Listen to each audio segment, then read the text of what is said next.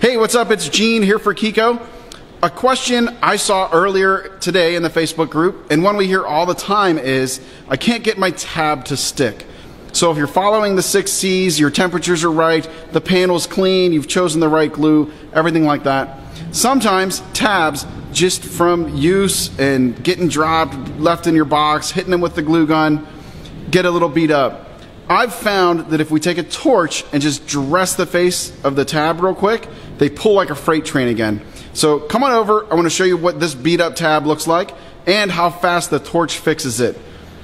With that being said, here's my disclaimer. If you're using a torch, that's an open flame. Make sure you're not around anything flammable and don't burn yourself. So that's it, come on over and check it out. All right, so over time, the face of the tab gets beat up from the, touching it with the glue gun, bouncing around in your toolbox, just dirt and grime. And you can see this one in particular is really bad and it's not shiny anymore. A lot of times when they're not sticking, this is what we see.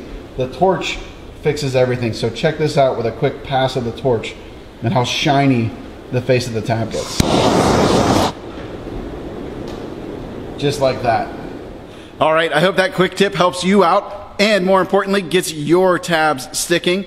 Make sure you head on over to KECOtabs.com, check out all of our new offerings, and don't forget, keep an eye on that training tab. We've got training events happening all over the country. We want to see you out at a class and we'll get you dialed in and make your glue pulling repairs even better.